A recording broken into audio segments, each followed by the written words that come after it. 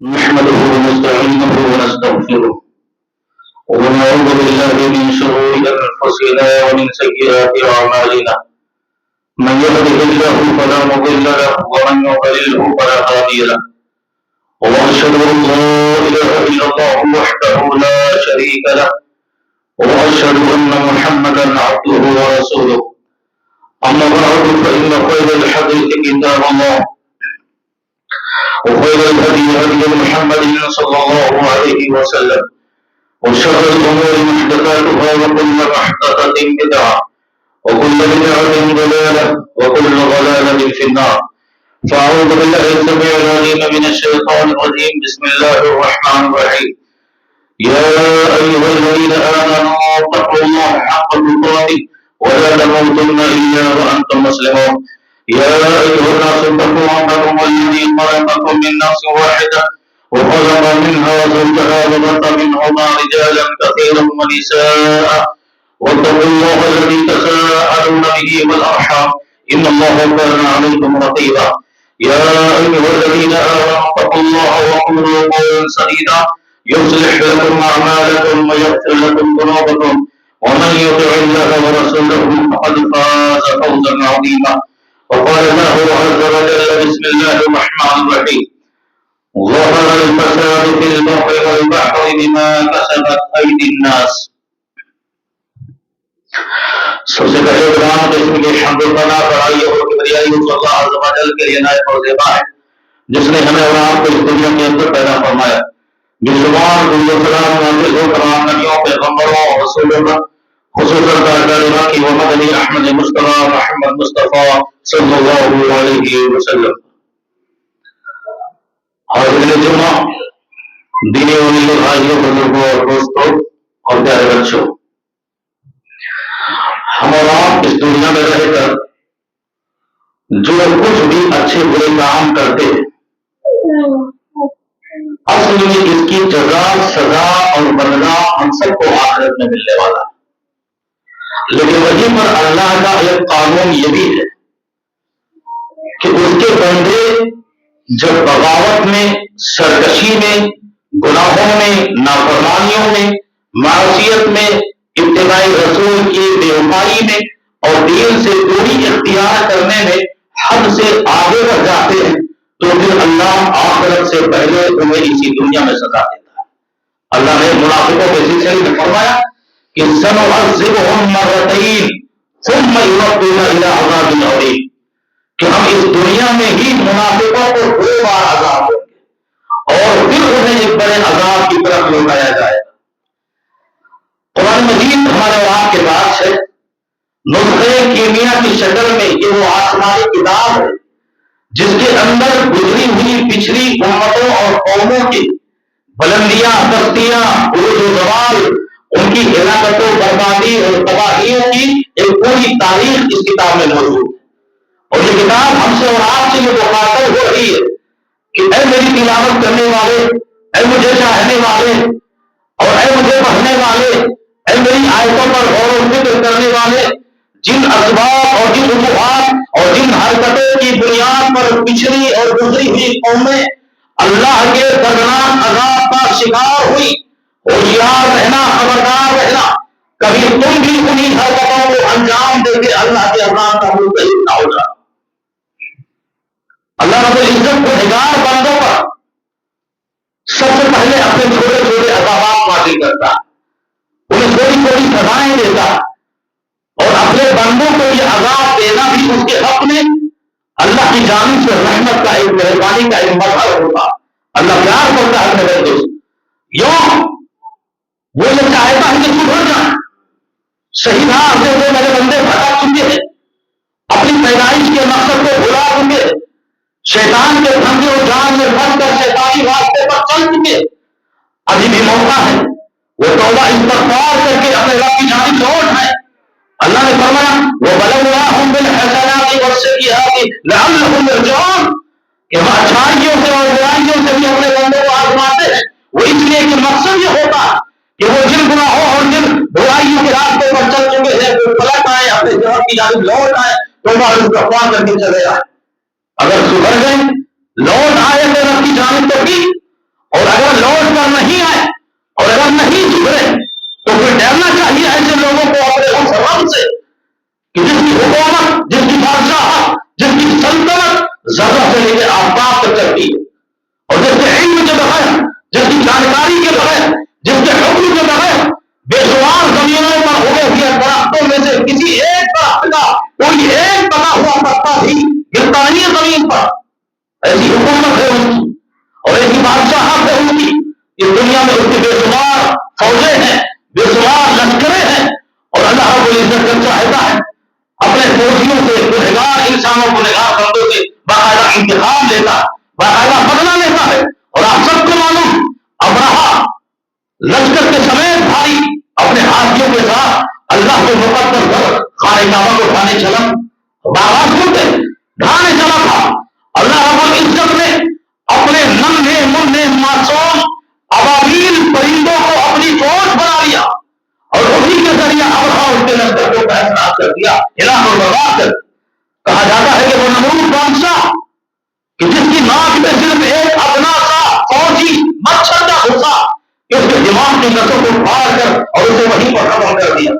قوموں کے پیچھے ایک امتوں کی ایک تباہیوں کا تذکرہ قرآن مجید میں آپ کو ایک سلسلہ وار ملے.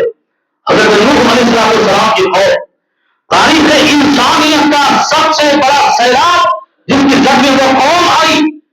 یہ ہمارے سروں کے اوپر آسمانوں سے بارشوں کے جو قطرے نازل ہوتے یہ باعث رحمت ہے ہمارے لیے، لیکن جب مقصد عذاب ہو تو پھر وہ ہمارے لیے اور آپ کے لیے زحمت بن جاتے. ہمارے قدموں کے نیچے زمینوں کے جو پانی کے چشمے نکلتے ہیں، ہماری اور آپ کی پیاس بجھانے کے لیے نکلتے ہیں، یہ باعث رحمت ہے. لیکن مقصد عذاب ہو تو یہ بھی زحمت بن جاتے. اللہ نے آسمانوں کو حکم دیا، اللہ نے زمینوں کو حکم دیا، جہاں دیکھو جہاں سے دیکھو کہ پانی ہی پانی نکل رہا ہے. نوح پیغمبر کا بیٹا جس نے کہا آج میں پہاڑ کی سب سے بلند چوٹی پر پہنچ کر اپنے آپ کو بچا لوں گا، اور پیغمبر نوح نے کہا نہیں بیٹا، اس گھر پہلی میں مت رہ، یہ اللہ کا عذاب ہے. اور آج تو دنیا کے کسی بھی خطے میں اور دنیا کی کسی بھی بلندی پر چلا جائے آج تو اللہ کے عذاب سے نہیں بچ سکتا ہے. یہ ہوائیں جو چلتی ہے جس سے ہمارے آپ کے لیے آکسیجن کا کام کرتی، ہم سانس لیتے ہیں جس کے بغیر ہماری زندگی باقی نہیں رہ سکتی. یہ ہوائیں ہمارے لیے جو باعث رحمت ہے، لیکن مقصد عذاب ہو تو یہ باعث زحمت بن جاتی. آپ جانتے ہیں حضرت عاد علیہ السلام کی قوم 7 دن اور 7 راتیں مسلسل اللہ نے انہی ہواؤں کو آندھیوں اور طوفانوں کی شکل میں مسلط کر دیا. سخرها علیہم 7 لیال و 7 ایام حسوما، 7 دن 7 راتیں تیز و تند ہوائیں ایک طوفان کی طرح راضی کرتی رہی اور قوم عاد کے ایک انسان ایک فرد کو زمین سے اٹھانا دوبارہ زمین پر پڑتی رہی. اور اس طرح وہ قوم عاد ہلاک ہو گئی کہ اللہ نے کہا کأنہم اعجاز نخل خاویہ، کٹے ہوئے کھجوروں کے درختوں کی طرح ان کی لاشیں زمین پر پڑی ہوئی نظر آئی. قوم ثمود کو اللہ نے چیخ اور پکار کی آواز سے ہلاک کر دیا. ایسی آواز ان کانوں کو بند کر رہے تھے، اس کے باوجود ان کے کانوں میں آواز جا کر سینوں میں دھڑکتے ہوئے دل کو پھاڑ رہی، ختم کر رہی تھی، دھڑکنے بند کر رہی. آواز میں قوم لوط، حضرت لوط علیہ السلام کے قوم کی پوری بستی کی بستی اللہ نے وہ اوجوں قارون اپنی دولت سمیت زمین میں دھسا دیا گیا. فرعون اور قوم فرعون پر اللہ نے اپنے قانون عذاب چھوٹے چھوٹے عذاب کا اختیار کیا. اللہ نے کہا کہ ہم نے انہیں بہت سنبھالنے کی کوشش کی، فَأَرْسَلْنَا عَلَيْهِمُ الطُّوفَانَ وَالْجَرَادَ وَالْقُمَّلَ وَالضَّفَدِعَ کہ ہم نے فرعون اور فرعونیوں پر طوفان کا عذاب بھیجا اور پھر اس کے بعد تیوں کا عذاب بھیجا، ان کی فصلوں کو کھا جا رہی تھی. اس کے بعد ہم نے کھٹملوں کا عذاب بھیجا، جہاں ہم نے روڈ پہ کھٹمل ہی کھٹمل، خون کا عذاب بھیجا، کھا رہے ہیں پی رہے ہیں، سامنے بڑا خون بن جا رہا ہے. یہ عذاب دے دے کر اللہ انہیں سدھارنا چاہ رہا تھا، صحیح رحمت لانا چاہ رہا تھا، نہیں مانے وہ نہیں سدھرے. اور انجام یہ ہوا کہ فرعون اور قوم فرعون کو اللہ نے درجۂ دل میں توڑ دیا، خرچ کر دیا. سوال یہ اٹھتا ہے کہ قرآن مجید یہ قوموں کے ہلاکتوں کی جو تاریخ بتا رہی ہے، کیوں ہلاک کی گئی ہے قوم، کیوں اللہ کا عذاب آیا ان قوموں ان امتوں پر؟ سوال اٹھتا ہے، اللہ خود اس کا جواب دیتا ہے. ان کی بغاوتیں، ان کی سرکشیاں اور ان کی نافرمانیاں، ان کی معصیتیں حد سے تجاوز کر گئی تھی. فَكُلًّا أَخَذْنَا بِذَنبِهِ، ہم نے ان تمام لوگوں کو اپنے عذاب کا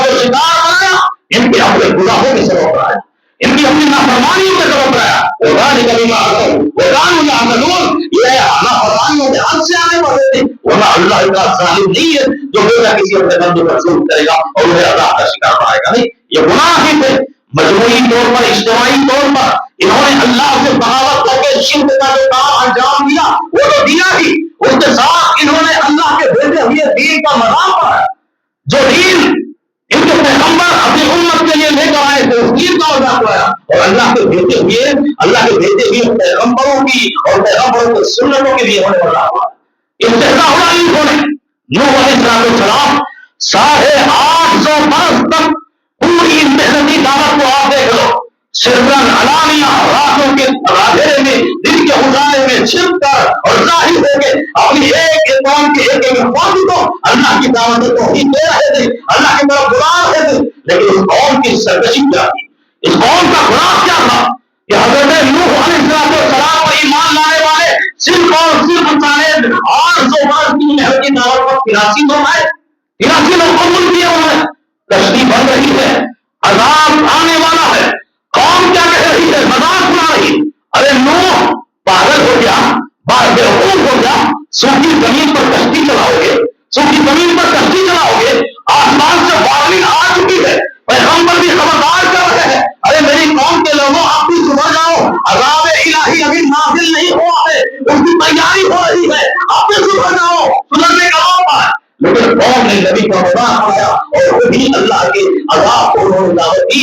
جب دعوت دی تو اللہ کا عذاب آتا ہے، اللہ کا عذاب آتا ہے. قومی آج کو اللہ نے طاقت و توانائی کی بہار صلاحیت عطا فرمائی.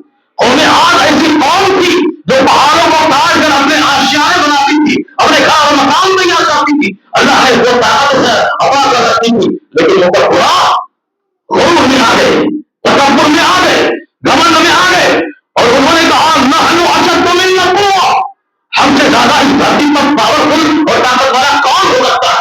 اللہ کو یہ رجا ان کی پسند آئی اور انہیں کی خلاف کر دی. وہ قوم تھی کہ جس نے 9 قوم میں کمی کی، ترازو ڈنڈی مارا، سماجی ظلم کیا، لوگوں کا حقوں اور کسٹمروں کو دھوکہ دیا، اور ایسے میزان اور ترازو پر انہوں نے جو قوم میں کمی اور ذاتی گردش شروع کی، اللہ نے اس قوم کو ملا. قانون معمولی تھا، اللہ نے کتنے خزانے دے رکھے، اللہ نے کتنے خزانے دے رکھے. وہی نے جب حیران و دولت اور ولاء لشکر، اس نے بھی وہی گناہ کیا، تکبر کیا.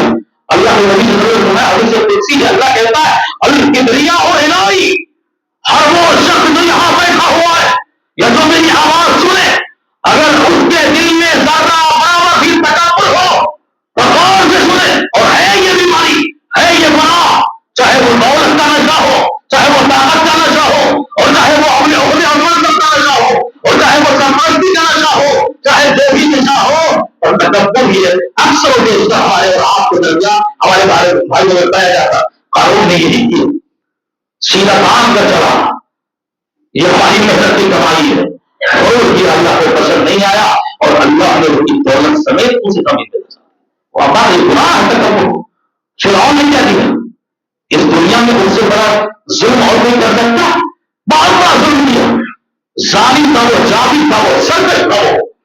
اس نے بچوں کو قتل کیا وہ اسرائیل کے، بیویوں کو غلام بنایا ان کے ساتھ جو ان کی عزتوں پہ حملہ کیا.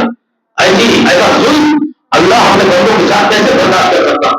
فرعون کو اسی ظلم اور ظلم نہیں ہو. یہ گناہ ہمارے سماج میں نہیں ہے، ہمارے معاشرے میں نہیں ہے. ارے جگہ جگہ ہم ظلم پاؤ گے، جگہ جگہ آپ ظلم پاؤ گے. ہر بڑا چھوٹے پر ظلم کر رہا ہے اور ہر طاقت پر کمزور پہ ظلم کر رہا ہے. ظلم کی ایک پوری دستاویز ہمارے وہاں کی دنیا میں قائم ہے. صرف ہندوستان نہیں بلکہ سارے ممالک میں دیکھ لو، جو جیسا مضبوط ہے ویسا اپنے کمزور میں ظلم کر رہا ہے. یہ ظلم جو آخر کی تاریخی اور اندھیرا بننے والا اور اسی دنیا میں ہماری ہلاکت اور بربادی کا ذریعہ بننا، اس گناہ میں بھی ہمارا معاملہ ہے. آپ دیکھیں گے لوگ اور اس کا دوسرا کیوں ہو. اللہ کہتا ہے ہم نے مردوں کی اپنی جسمانی اور جنسی خواہشات کو پوری کرنے کے لیے جائز طور پر عورتوں کو پیدا کیا، لیکن یہ اتنے ظالم تھے کہ عورتوں کو چھوڑ کر مرد ہو کر مردوں سے اپنی خواہشات پوری کر رہے، مردوں سے اپنی خواہشات پوری کر رہے. وہ تو فرشتے جو حضرت لوط علیہ السلام کے گھر خوبصورت انسانی شکل میں آئے، لوط کو بھی نہیں معلوم کہ فرشتے ہیں. لوط علیہ السلام ان دونوں کے آتے ہی ڈر گئے، خوف میں آ گئے، سامنے کہیں ایسا نہ ہو کہ یہ ظالم قوم کی ان کی ضرورت نہیں آنا ہے، ان کے ساتھ بھی اپنی خواہشات اس بارے پوری کریں. اگر لوط علیہ السلام ڈر گئے اور پتا چل گیا پوری قوم لوط پوری ان کے گھر کو حضرت لوط علیہ السلام کے گھر کو گھر لیتا، نکالو دونوں جوانوں کو نکالو، ہم ان سے اپنی خواہشات پوری کریں گے. اگر لوط علیہ السلام نے یہاں تک کہہ دیا میری قوم کے لوگوں یہ میری 12 بیٹیاں ہیں، ان سے نکاح کرو اور ان سے اپنی جائز خواہشات اسلامی پوری کرو، لیکن ظالموں نے عورتوں کو کوئی مزہ نہیں دکھایا، عورتوں کو کوئی دلچسپی نہیں دکھائی. کہا نہیں، ہمیں وہی خوبصورت جوان چاہیے. وہ دونوں فرشتے جو انسانی خوبصورت شکل میں آئے تھے، قوم کی حالت دیکھ رہے اور پیغمبر کی بے بسی دیکھ رہے، حضرت لوط علیہ السلام کی لاچاری دیکھ رہے. ایک نبی اپنی امت کے حق میں کتنا لاچار ہوتا، کتنا مجبور ہوتا، کتنا بے بس ہوتا ہے. لوط علیہ السلام کو جب اس بے بسی کی حالت میں فرشتوں نے دیکھا، کان میں جا کر ان سے کہا، ان میں غیر نبیوں کو بھی نہیں ہوتا، کہا خوف نہ کھاؤ، ڈرو نہیں، سہمو نہیں، ہم کوئی انسان نہیں، اللہ کے بھیجے ہوئے فرشتے ہیں، اور چند ہی لمحوں میں آپ کی قوم کی بستی الٹ بھی جائے گی. ان کے گناہوں کے عوض اور ان کے جرم کے عوض انہوں نے ایسا گناہ کیا ہے، اتنا بڑا جرم کیا، آپ نکل جاؤ. اہل ایمان کو لے کر نکلے کہ قوم لوط کی بستی ایسے ہاتھوں میں جبریل نے اٹھائی، آسمان کی طرف لے گئے اور الٹ کر اسی زمین پر رکھ دیا. ایسا کام بھی خوف روک کر ہو جاتے. سوال یہ ہوتا ہے کہ یہ سارے گناہ جس کی وجہ سے وہ ہلاک کیے گئے، آج وہ گناہ ہمارے اندر موجود ہے کہ نہیں؟ اللہ نے فرمایا کہ ظہر الفساد فی البر والبحر بما کسبت ایدی الناس. اللہ کہہ رہا ہے کہ دنیا میں آسمانی آفتیں آئے یا پھر زمینی آفتیں آئے، زلزلے آئے یا سیلاب آئے یا بھوچال آئے یا بھوکمپ آئے یا جو بھی آفتیں انسانی سماج پر آئے، سمجھ جاؤ کہ ہمارے خود اپنے ہاتھوں کی کمائی. آزمائش ہوتی ہے، امتحان ہوتا ہے تو اس میں عزت ملتی ہے، لیکن اللہ کا عذاب ہوتا ہے تو اس میں رسوائی ہوتی ہے. آج پوری دنیا میں کیا مسلمانوں کو کوئی عزت ملی؟ وہ باوقار ہے نہیں، عظمت والا نہیں ہے، وہ ذلیل ہے، وہ رسوا ہے پوری دنیا کے اندر. یہ عذابات یہ تو پیارے نبی صلی اللہ علیہ وسلم کا ہمارے اور آپ کے اوپر احسان ہے اپنی امت کا کہ اللہ نے کہا کہ اللہ سے دعا کیا کہ اللہ پچھلی قوموں کو جیسے تم نے پوری قوم کو ہلاک کر دیا، پوری بستی کو برباد کر دیا، میری امت کے ساتھ ایسا نہیں کرنا. ایک ساتھ یہ تو طے ہے کہ پوری امت ایک ساتھ ہلاک نہیں ہوگی، لیکن جگہ جو اللہ تعالیٰ ٹوٹل مار کے ہمیں برباد کر رہا ہے، زلزلے اور بھوچالوں بھوکمپ کے ذریعہ اور آسمانی اور زمینی آفتوں کے ذریعہ، بیماریوں کے ذریعہ، ذرا کوئی بتائے کہ کیا ہمارے ہاتھوں کی کمائی نہیں؟ کون سا ایسا گناہ ہے، کون سا ایسا جرم ہے اور کون سا ایسا وہ غلط پیشہ ہے جو ہم مسلمانوں میں اور مسلم گھرانوں سماج میں نہیں؟ شرک و بدعت کو لے لو، جھوٹ کو لے لو، غیبت کو لے لو، چغلخوری کو لے لو، بےایمانی کو لے لو، دھوکہ کو لے لو، سرکاری کو لے لو، وعدوں کی بے وفائی کو لے لو، عہد کو توڑنے کی بات لے لو، یا اسی طرح ریاکاری کو لے لو، دکھاوا کو لے لو، حرام کاری کو لے لو، حرام خوری کو لے لو، نشہ خوری کو لے لو، نشہ کاری کو لے لو. ہر فیلڈ میں آپ کو یہ مسلمان جوان اور یہ مسلمان سماج آگے جانے ہی ملے گا. نشہ شراب مت پیو، سگریٹ مت پیو، تمباکو کا سماج استعمال مت کرو. پیغمبر نے منع کیا، نہیں ماننے والی یہ قوم نہیں ہے. کون سا گناہ ہے جو اس کے اندر نہیں موجود ہے؟ پھر آپ بتاؤ ہم پر اللہ کا عذاب کیوں آئے؟ کیا ہم کو اللہ کو دعوت نہیں دے رہے؟ بتائیں آپ خود اپنے دماغ میں اپنے ذہنوں میں یہ سوال رکھیں. اور یہ وجہ یہی ہے، آپ کو میں وجہ بتاتا ہوں. اللہ کے نبی صلی اللہ علیہ وسلم نے اپنی حدیثوں میں بتایا کہ ان گناہوں کی ساری وجہ صرف 2 بیماریاں ہیں. جب تک یہ 2 بیماریاں ہمارے اندر رہیں گی، ہم اس دنیا میں یہی عذاب کے عذاب پاتے رہیں گے اللہ کی طرف. اور ہم کیوں خوش ہیں؟ دنیا میں کہیں خبر سنتے ہیں زلزلہ آیا، سیلاب آیا، ابھی جنگی لگوں میں کہاں آیا، سنتے ہیں تو ہم کیا خوش ہیں کہ ہمارے اوپر نہیں آتا؟ ہمارے آواز کی کوئی ضمانت ہے؟ ہمارے گناہ کیا ایسے نہیں ہے جو سیلاب یہاں بھی آ جائے اور ہم بھی کسی سر پہ آ جائے اور ہم بھی آسمانی زمین کو مارو اور عذاب کے مزے کو جائے؟ کیوں؟ سوال یہ اٹھتا ہے اور اس کا جواب اللہ کے نبی صلی اللہ علیہ وسلم نے دیا کہ ایک زمانہ اور بھی آئے گا، زمینی آفتوں کے حساب سے زمانہ آئے گا کہ غیر قومیں تم پر ایسے ٹوٹ پڑیں گی، تم پر ایسے حملہ کریں گی، تم پر ایسے غلبہ حاصل کریں گی جیسے ایک بوڑھا آدمی دسترخوان پر ٹوٹ پڑتا ہے. آج پوری دنیا کا یہ منظر نہیں، جہاں مسلمان ہیں کیا غیر قومیں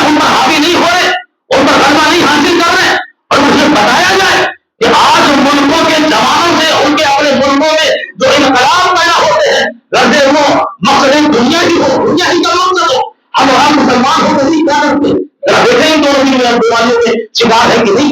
اللہ کے نبی صلی اللہ علیہ وسلم نے فرمایا کہ ایک بیماری تعداد بہت زیادہ رہے گی, تعداد بہت زیادہ رہے گی, لیکن ان کی عزت سمندروں کے کچروں کی طرح ہو جائے گی. جو کنارے آ کر کچرے لگ جاتے, ان کی عزت اور مسلمانوں کی ہی رہ جائے گی, اور وہ بیماری پہلے کی ہوگی حب الدنیا وکراہیت الموت.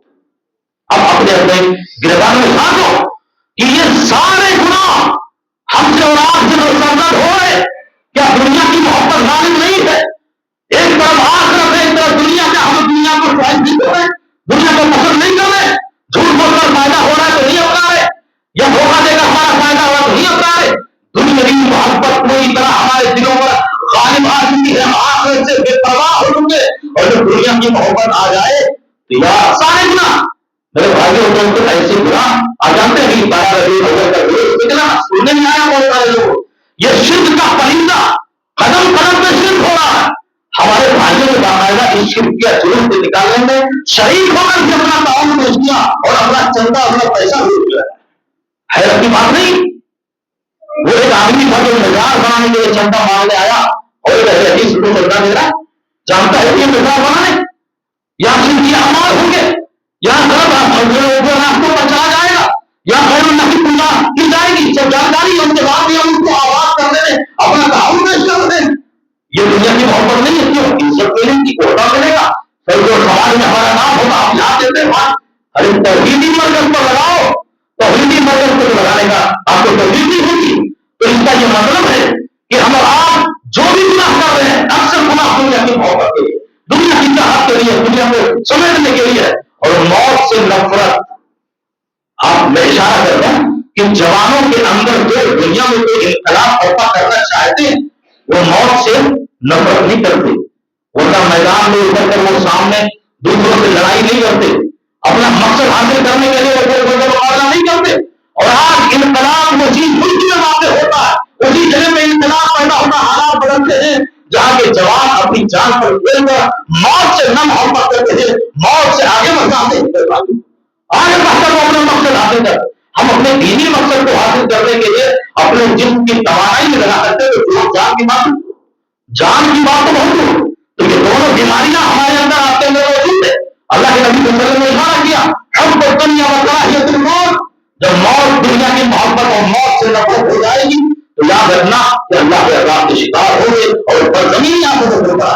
اور ایک حدیث میں عائشہ رضی اللہ تعالیٰ عنہا نے یہاں تک کہہ دیا کہ پیارے نبی صلی اللہ علیہ وسلم نے فرمایا کہ جب دیکھو برائیاں عام ہو جائے, برائیوں کو برائی سمجھا ہی نہ جائے, آدمی برائی کر رہا ہے, شراب پی رہا ہے, نشہ میں استعمال کر رہا ہے, جھوٹ بول رہا ہے, اور آدمی کو بھائی نہیں سمجھتا, غیبت کر رہا ہے, چور چوری کر رہا ہے, حملہ کر رہا ہے, اور وہ اس کو گناہ سمجھتا ہی نہیں, گناہ کو سمجھتا ہی نہیں, یہ نہیں جانتا کہ یہ وہ گناہ ہے جو اللہ کے عذاب سے دعوت دے.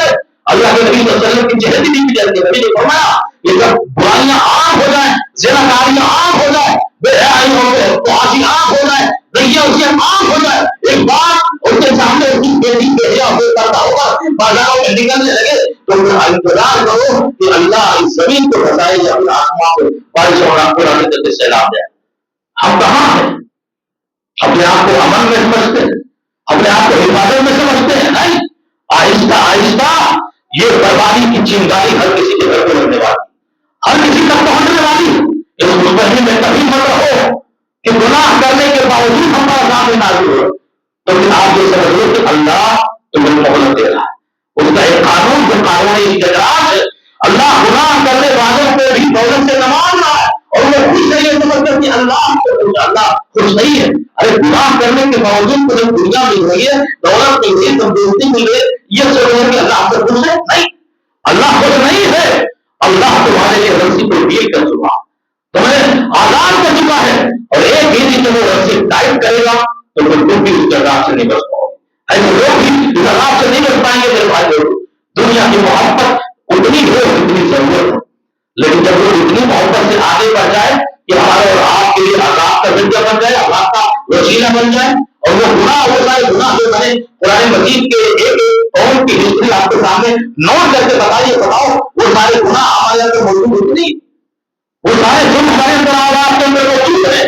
یہ غور کرنے کی اور سوچنے کی بات ہے, قرآن سے اپنے آپ کو ہٹانے کی اللہ نے فرمایا فَلْيَحْذَرِ الَّذِينَ يُخَالِفُونَ عَنْ أَمْرِهِ کہ پیغمبر صلی اللہ علیہ وسلم کی سنتوں کا جو مذاق اڑا رہا ہو اور پیغمبر کی سنتوں سے جو کھلواڑ کر رہا ہو اور اللہ کے نبی صلی اللہ علیہ وسلم کی مخالفت کر رہا ہو تو اللہ نے خود فرمایا اب اسی بہت کی طرف رہو راہ علیم جو فتنے کا انتظار کرو.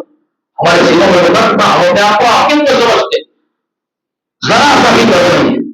پوری دنیا کا فلسطین کے اندر دیکھو ایسے پم گرائے گا نا حالیہ لوگ ایسا پم گرائے ہم ظالموں نے کہ بچے تک ہماری ہو رہے ہیں. کتنا ظلم ہو رہا ہے مسلمانوں. ہم دنیا داری دیکھ رہے ہیں, دنیا کا سارا جو ہے منظر دیکھ رہے ہیں اور ہم اپنے آپ میں بس کا کبھی گھومتے حق میں ہمارے لیے دعائیں دینے کے لیے کہ لوگوں کی حفاظت کرنا. دنیا میں پورے کے پورے مسلمان کہاں کہاں آپ کوئی ہسٹری سنا دو بوسنیا ہو چیچنیا ہو پورے ملک کے اندر ہم خود اپنے گناہوں میں موجود ہیں اور گناہوں میں ڈوبے ہوئے ہیں اور خود اللہ کے عذاب کو اللہ کے رسول کو یاد کر کے اللہ کو کون یاد کر رہا. جمعہ کے بڑے مجمع میں کتنے لوگ جمعہ کی ادائیگی کے لیے آئے ہوئے. اللہ کے حکم وقت کے نمازوں کی پابندی کرنے والے کو جو نمازیں جو عبادتیں جو نیکیاں ہمارے اور آپ کی عبادت کا ضامن ہے اللہ کی مدد کا ضامن ہے ہم وہ ساری عبادتیں چھوڑ رہے ہیں اور کوئی یاد رکھو کوئی شخص کہے بھی نہ تو وہ سب سے بڑا دل کو غلط ہے. کوئی آپ نے غلط کام کر رہا ہے اسے کہو بھائی یہ غلط ہے تو یاد رکھو کہ وہ تمہارا دنیا کا سب سے بڑا دشمن ہو جائے. اللہ کے نبی صلی اللہ علیہ وسلم نے فرمایا کہ اگر آپ کو اچھی باتیں بتانے والا برائیوں سے روکنے والا آپ کے سماج میں موجود ہے یاد رکھو اس وقت تک اللہ کا عذاب نہیں آئے گا. یہ بہت بڑی بات ہے. لگے گا کہ اگر آپ کو منع کرنے والے لوگ موجود ہیں اور آپ کو ہر راستوں کی پہچان بتانے والے لوگ موجود ہیں امر بالمعروف اور نہی عن المنکر کا کام انجام دینے والے لوگ موجود ہیں یاد رکھو اس سماج کا عذاب نہیں آئے گا وہ تمہارے مضبوط اور تمہارے باقی رہنے کا ذریعہ. اور آج ہم امید کو سب سے بڑا دشمن بنے آج ہم میں بیٹھے ہیں نا چاہتے ہیں کوئی اچھا آدمی اب آئی ہے اللہ ہے رسول سے بات کری اللہ یہ زبان سنے کیا ان جوانوں کی مٹک ہستیوں میں ان جوانوں کی محفلوں میں دور سے کہیں کوئی اچھا آدمی آتا ہوا دکھائی دے ان کو اچھا نہیں لگتا برا لگتا ہے. ابھی آئے گا نماز کو حکم دے گا یہ کرنے کو وہ کرنے کو تعلیم دے گا ہم اس کا مذاق نہیں اڑاتے. اچھے لوگ کا مذاق اڑاؤ گے تو اللہ کے عذاب سے بچ پاؤ نہیں بچو گے میرے بھائی.